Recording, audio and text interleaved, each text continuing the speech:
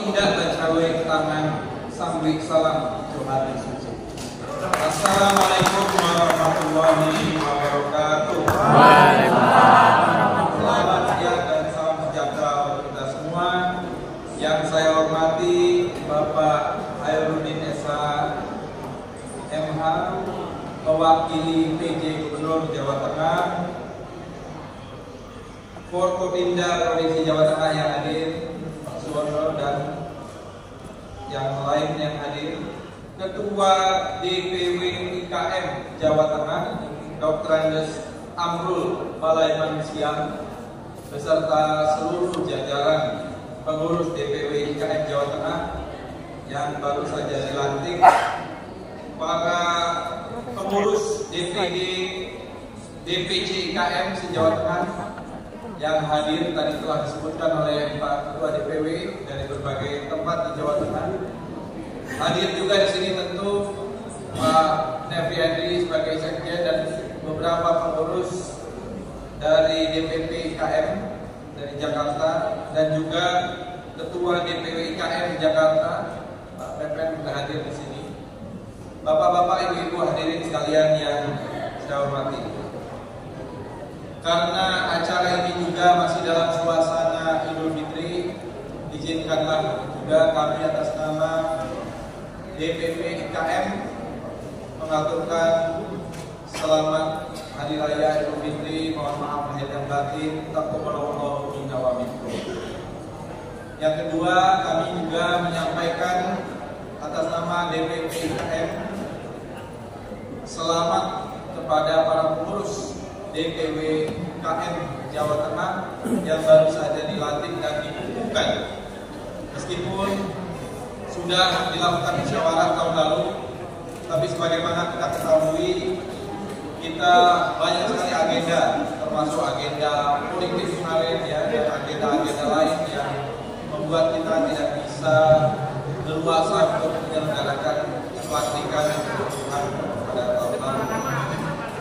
Dan tentu saja yang sekarang ini sedang menjadi masalah kita bersama, atas nama Ikatan Keluarga Minangkabau, kami juga menyampaikan duka cita yang mendalam atas musibah yang terjadi, banjir bandang galudug di beberapa wilayah di ranah Minang, di Sumatera Barat, di Kabupaten Tanah Datar, di Kota Padang Panjang, di Kabupaten Agam, dan juga di beberapa wilayah lain di Sumatera Barat, yang hingga kini menurut laporan sudah lebih dari 60 orang yang meninggal dunia. Ada yang mengatakan 61, 67 orang yang menjadi korban dari musibah dan bencana yang melanda saudara-saudara kita di ranah Minang di Sumatera Barat. Mudah-mudahan mereka yang menjadi korban diberikan tempat yang terbaik di sisi Allah Subhanahu wa Ta'ala. Amin. Mendapatkan surga. Kemudian kepada keluarga korban, keluarga yang ditinggalkan, diberikan kekuatan, ketabahan, kesabaran menghadapi ujian dan cobaan yang terjadi belakangan ini. Bapak-bapak, ibu-ibu hadirin sekalian, IKM, Ikatan Keluarga Minangkabau, sebagaimana tadi sudah berkali-kali juga disampaikan, selalu hadir sebagai wadah nomor satu orang Minang di perantauan dan selalu bermanfaat bagi warga setempat. Di mana bumi pijak, di situ lagi petunjuk.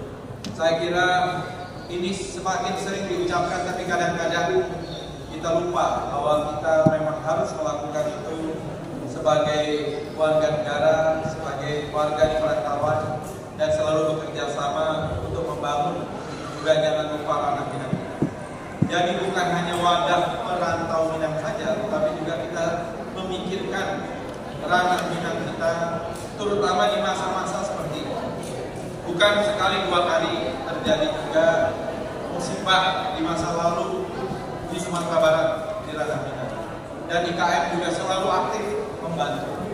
Dan saya menganjurkan kepada seluruh warga IKM di seluruh Indonesia untuk bahu-membahu kita bergotong royong, kita berdonasi untuk saudara-saudara kita yang berada di ranah Minang.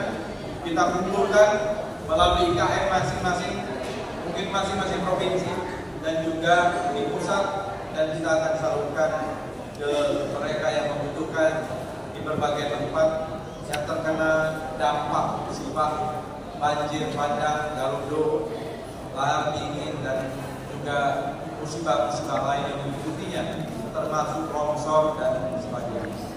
Jadi inilah saatnya, sesuai juga dengan tema komitmen bukan hanya sekedar kata-kata, tetapi tindakan. Nah, sekarang inilah kita diminta untuk melakukan tindakan aksi nyata membantu saudara-saudara kita di ranah Minang. Oleh karena itu saya juga mengimbau kepada IKM di Jawa Tengah, marilah kita mengumpulkan dana masing-masing dan tentu saja nanti kita salurkan kepada yang membutuhkan, dan semuanya bisa diaudit transparan supaya betul-betul disalurkan kepada yang berhak dan kepada yang membutuhkan.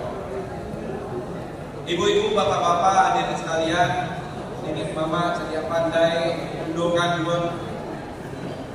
Kami mengucapkan terima kasih atas kerja keras panitia sehingga terselenggara acara ini, dan kita berharap IKM Jawa Tengah, DPW Jawa Tengah sejak periode yang lalu dipimpin oleh Pak Safril, ya, saya juga ikut melantik ketika itu di Pendopo. Kita ini memang organisasi yang relatif baru, sebagai organisasi kekeluargaan yang menghimpun dari Sabang sampai Merauke.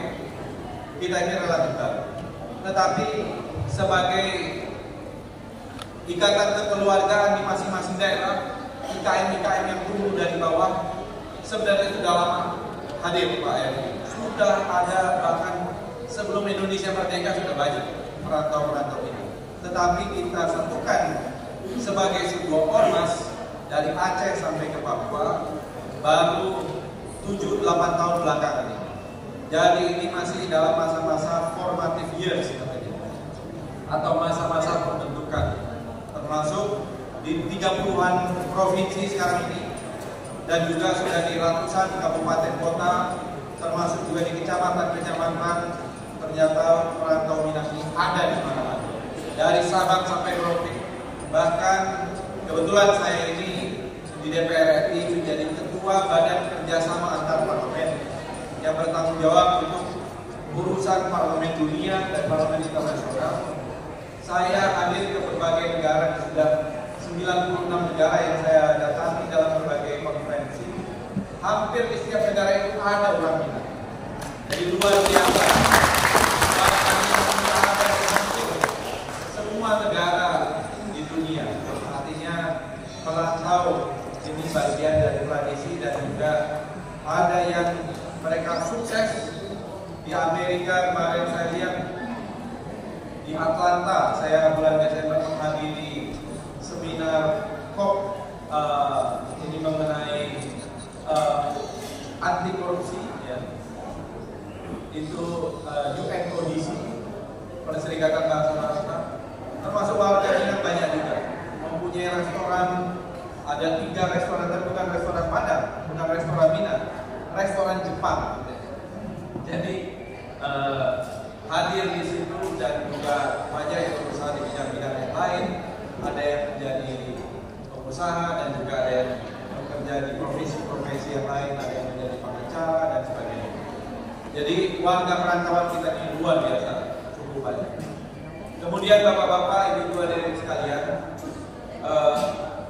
saya kira warga Minang dimanapun berada selalu berkontribusi untuk bangsa dan negara ini luar biasa, ya. Selalu mengedepankan untuk kepentingan umum, kepentingan masyarakat banyak, dan banyak tokoh-tokoh Minang yang sudah menggariskan, mengkurangkan sejarah di berbagai bidang, baik sebagai politisi, negarawan, di bidang usaha, di bidang yang lain yang saya kira tidak bisa disebutkan nomor satu. Tetapi kalau kita lihat 4 tokoh republik, selalu ingin mengingatkan 3 dari 4 tokoh republik, Muhammad Hatta, selain Bung Karno tentu saja, Soekarno, Hatta, Sultan Syahrir, dan Tan Malaka. 3 dari 4 tokoh republik ini kebetulan orang Minang. Jadi kontribusi orang Minang kepada bangsa dan negara ini sangat besar.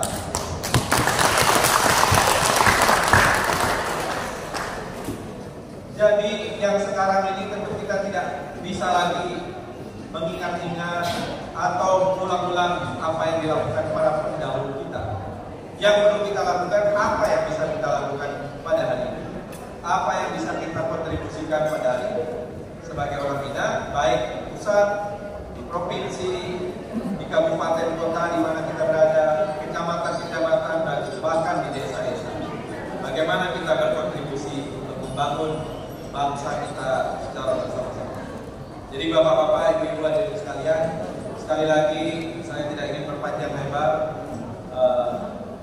Marilah, meskipun dalam suasana kita berduka, kita tetap optimis bahwa Sumatera Barat, tanah Minang kita ini akan diberikan kemudahan, diberikan kemajuan, dan diberikan jalan keluar dari berbagai bencana yang besok, lusa ini kebetulan saya juga akan memimpin sidang parlemen untuk Forum Air Dunia, World Water Forum, di bagian parlemen di Bali, ya, mulai besok malam.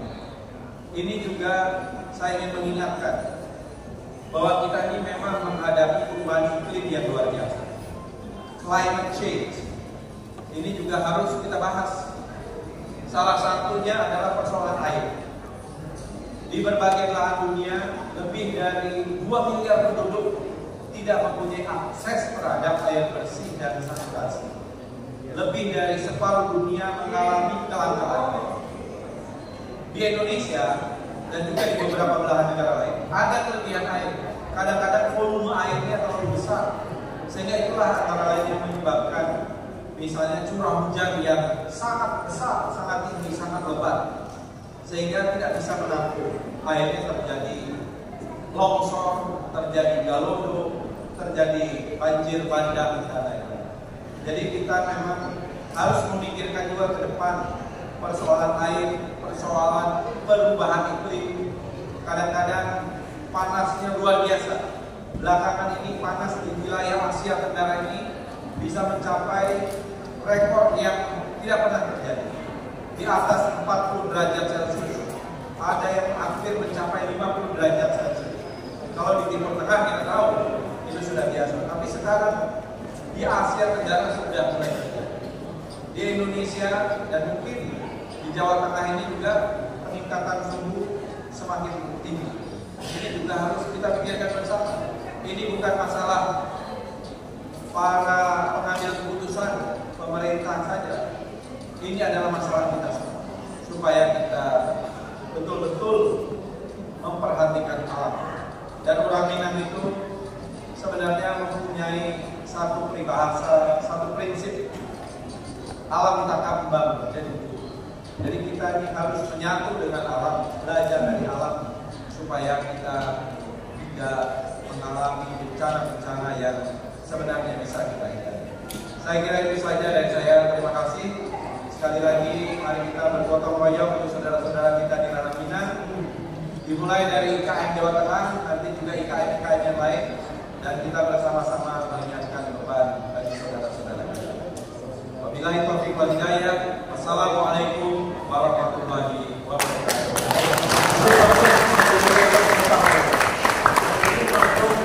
Kita akan membacakan nanti dari DPP IKAPAN Kabupaten Minangkabau memberikan penghargaan kepada Ketua IKM yang sudah purna tugas masa bakti 2018 sampai dengan 2023. yang telah menjalankan tugasnya dengan baik, dan terima kasih atas dedikasinya yang telah membesarkan organisasi IKM. Kami sebutkan nama-nama ini diharapkan naik ke panggung. Pertama, Bapak Haji Safri SH, Ketua DPW IKM Jawa Tengah periode 2020.